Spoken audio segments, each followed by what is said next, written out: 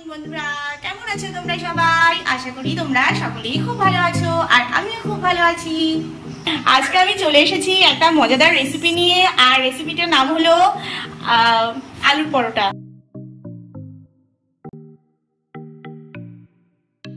করার জন্য এখানে আমি ছোট ছোট করে আটা লেচি করে নিয়েছি। ধনে পাতা রয়েছে, ধনে পাতাগুলোকে এখন কাটা হয়নি, কেটে নেবো। আর এখানে সিদ্ধ করে আলু রেখে দিয়েছি, আর হচ্ছে সিদ্ধ করা কাঁচা লঙ্কা, মানে সিদ্ধ করা লঙ্কা। হ্যাঁ বাবা বলো। পানি কই দেখি, পানি কই? আচ্ছা তাই। আর এদিকে ভেজে রাখা বাদামগুলোকে আমি একটু কুচি কুচি মানে ছোট ছোট করে গুঁড়ো গুঁড়ো মতন করে নিচ্ছি। এবার আমি একে একে সমস্ত উপকরণগুলো সিদ্ধ করে আলু রাখার মধ্যে দিয়ে দেবো। তারপর আমি আলুটাকে ভালো করে মেখে নেব। প্রথমেই আমি কুচি করে রাখা পেঁয়াজগুলোকে দিয়ে দিচ্ছি। দেখো পেঁয়াজগুলো একদম ঝিরিঝিরি করে কুচি নেওয়া হয়েছে। আর তারপরে ধনেপাতা কুচি দিয়ে দিচ্ছি। আর এখানে হচ্ছে বাদামগুলো ভেজে নিয়ে, কাঁচা বাদামগুলো ভেজে নিয়েছি, তারপরে শিলনোড়া দিয়ে থেতো থেতো করে নিয়েছি, সেটাও দিয়ে দেবো। আর লবণ দিয়ে দেবো একটু। এবার বাদামের গুঁড়োগুলো দিয়ে দিচ্ছি। একটু নেবে না, বাদামগুলো দেওয়া হয়ে গেছে।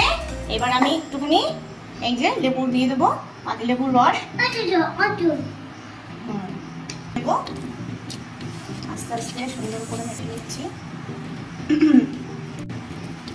এবার মেখে নিচ্ছি ভালো করে আলুটাকে এমন করে মেখে নিতে হবে যাতে ভেতরে কোনো এই যে দলা যেন না থাকে, তাহলে পুরটা বেশ সুন্দর হবে। আলুটাকে সুন্দর করে মাখা হয়ে গেছে। এবার আমি সবশেষে এর মধ্যে গরম মশলার গুঁড়ো দিয়ে দিচ্ছি।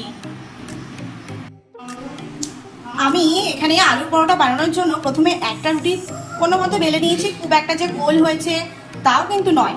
তারপর আমি কি করবো, এই বেলে রাখা রুটিটার মধ্যে আর একটু আলুর পুর দিয়ে দেবো। মেখে রাখা আলুর পুরটা দিয়ে দিচ্ছি ভালো করে, বেশ এরকম করে দিয়ে দিলাম।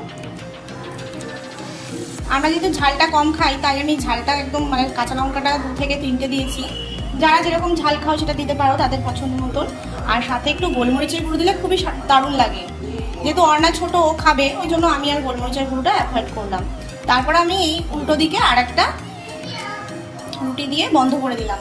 দেওয়ার পরে এবারে আমি কি করব, এই বাটটা দিয়ে এরকম করে কেটে নেবো গোল করে, যাতে চারিদিকটা সমান হয়।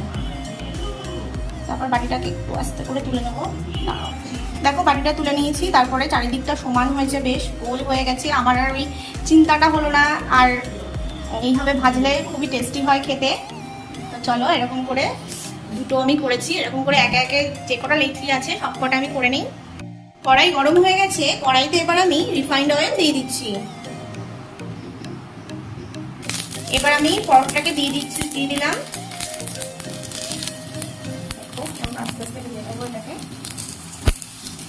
একটা পাশ ভাজা হচ্ছে, গ্যাসটা আমি হাই ফ্লেমে রেখেছি।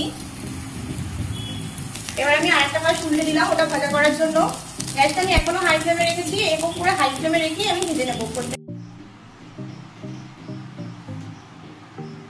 এই ছিল আমার আজকের রেসিপি আলুর পরোটা। রেসিপিটি যদি ভালো লেগে থাকে অবশ্যই তোমরা লাইক করো এবং শেয়ার করো। এরকম আরো রেসিপি পাওয়ার জন্য প্রগতিস পাকশাল চ্যানেল থেকে অবশ্যই সাবস্ক্রাইব করো। ধন্যবাদ।